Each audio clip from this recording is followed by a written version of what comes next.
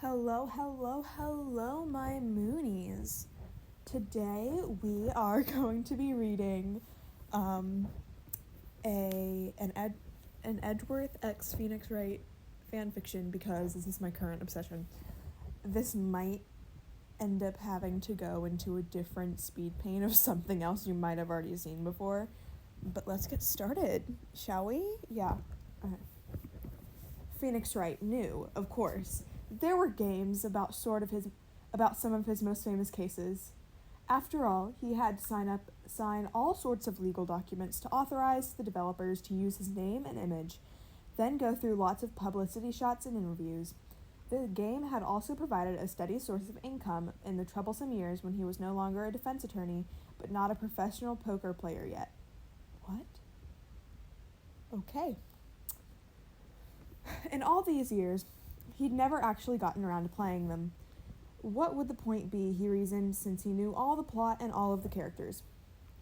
However, when the newest game came out, he gave in to Trucy's insistent requests and he tried playing some of Apollo's cases.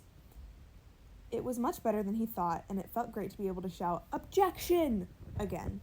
Soon he was showing random evidence to the characters and clicking on random objects in the background, even though he knew perfectly well the solution to the cases. When he returned to the game to Trucy, he asked to borrow the others. She grinned from ear to ear and went to fetch them. It was weird to be playing as himself, but Phoenix adjusted to that quickly. He felt 10 years younger as he once again battled Miles Edgeworth in court. Love him. That's who I'm drawing right now. Except no, this is a speed paint, so...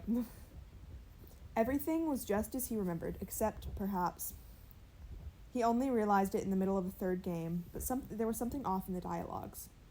But there was no time to think about it now. His client was counting on him, and Phoenix did not want to get a guilty verdict even in a game. The next morning, he woke up so late and stumbled into the kitchen, rubbing his eyes. Trucy scowled at him as she cooked breakfast. "Daddy, you look terrible," she said bluntly. "You shouldn't stay up late to play games. It's bad for your health." Wow, the daughter is like more looking out for herself than he is. Such a good child. Phoenix hung his head. "I know, I'm sorry. I won't do it again." Trucy scowled at him for a bit longer, then shrugged and smiled. "So, did you like them? The games?" "Yes, they were very well made." Phoenix thanked the little magician as she not so magically conjured a plate of scrambled eggs from the stove and set it in front of him. "Though," he said after a few bites, they took a bit of liberties with my character." "How so?" Trucy asked, curious. Phoenix thought back for a while. "In the first place, I don't think my hair ever looked that absurd. I did style it with spikes," he added quickly, preventing Trucy's objection. "But it was nothing so exaggerated. I also don't remember saying lots of the lines that are in the game." "Really?" Trucy replied thoughtfully. "I thought everything sounded like the things you would say, Daddy. But I didn't really know you at the time. Maybe you were different when you were young." Phoenix laughed. "For example, I'm sure I would have remembered if I'd said anything suggestive to Edgeworth." What? Hang on. Pause for a moment. Take yourself. Okay, we are back. I hope you have contained yourselves from that lovely, lovely segue. Hopefully I can finish this in like 8 minutes. So, because I cannot find any other speed paints. Yeah, let's get into it. Sorry if the audio has been horrible. I have not listened to it yet. "Oh, I think I know what you're referring to," Trucy replied, lighting up. "Like in that case and that other case. I mean, Trucy girl, I agree with you. I agree with you." "Please don't say anything more," Phoenix said, raising his hands in mock surrender. "Just reading those bits of dialogue was making me embarrassed, and I don't think I could stand hearing them aloud." "So you never said anything like that?" said Trucy. She looked vaguely disappointed, though Phoenix couldn't guess why. "I'm certain," he replied. "Whoever made you think the contrary? From the way my character speaks in those games, you'd think I was gay for What?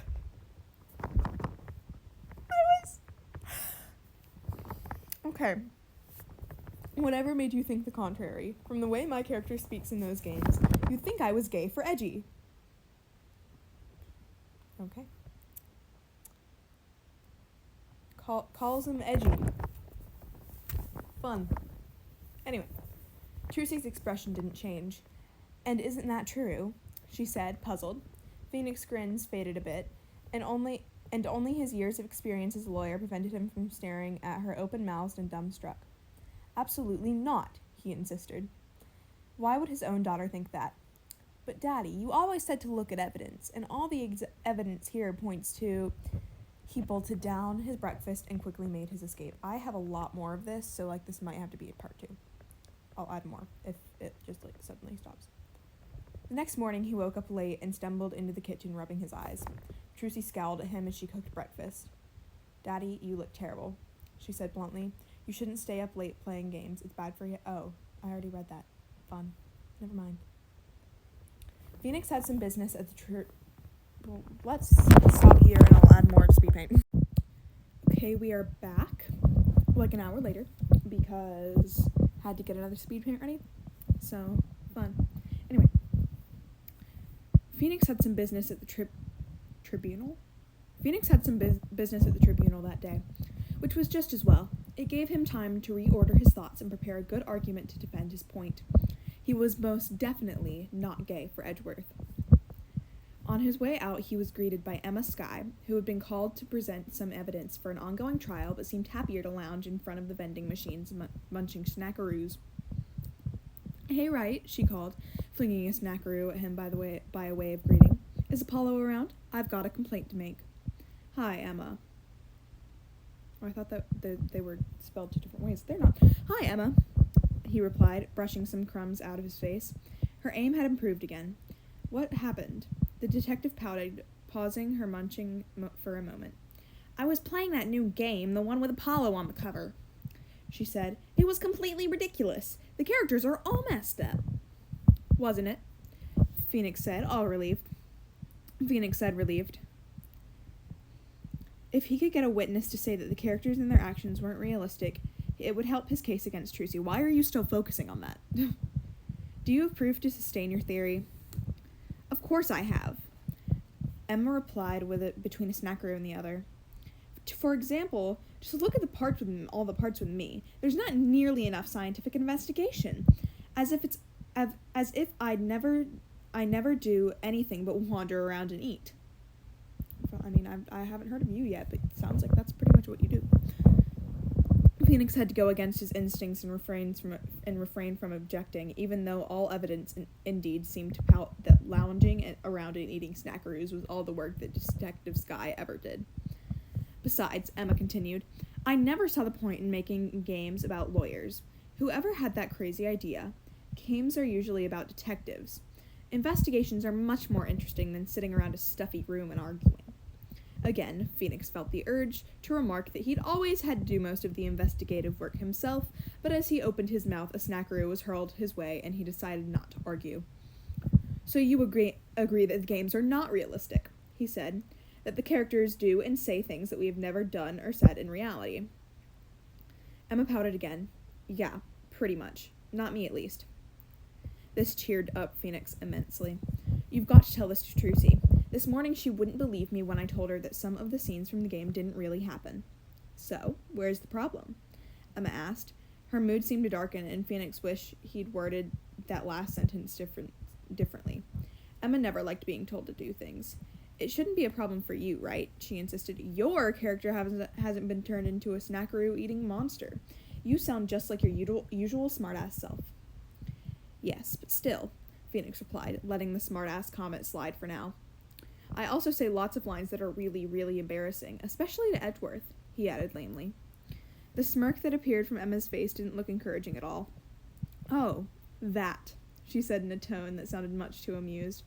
What's wrong with the things you said to Edgeworth, apart from you making you sound like you're really, really... Objection! Phoenix exclaimed, cutting her off mid-sentence, unable to contain himself any longer. For a lack of better surface, he smacked the palm of one hand with his fist. I never said any of the most embarrassing lines. They're all made up. Oh? Emma grinned again. I wasn't around for all your cases, but from what I recall, the lines in the game were taken word for word from the transcription of the trials. But many conversations have taken place outside the tribunal, and there are no court records for the... Do you want to tell us what those are? You want to tell us what those are? Carrying on. There are no court record for those, Phoenix insisted. He wished Emma would go back to her snackaroos. Why did she have to take an interest in making fun of him like this?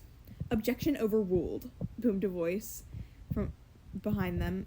Phoenix turned around to see Judge, holding a the fact that the judge, well, it's the judge. He doesn't have a name, though, which kind of... Justice for Judge. Give Judge a name. Holding a plastic cup of coffee. Mr. Wright, the fact that not all of them were recorded doesn't mean that some of them were. If you'd like, we will check the transcription of your trials against Prosecutor Edgeworth, but I don't think that will be necessary. Everyone present remembers your antics. Check the records? For something like this? Was that even legal? Phoenix began to sweat heavily, trying hard to remember. Had he really said anything like that? Maybe in the heat of the trial. But then again, why hadn't anyone told him about it? Instead of making him look like an idiot almost a decade later. Dang, this is placed a lot later. Phoenix had made his escape as Emma was called back to give her testimony. He stormed down the corridors, thinking fast, unsure of how he should start piecing together a case where all evidence pointed against him. Circumstantial evidence, he had to remind himself. It was all circumstantial evidence. Granted, you did defend yourself against Edgeworth in the second trial, so...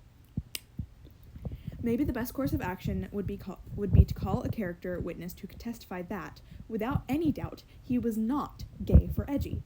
The fact that you call him Edgy, I feel like, says that. Detective Gumshoe, would you say that I sounded a bit gay when I was talking to Edgeworth? Phoenix concluded nervously. Or with Edgeworth?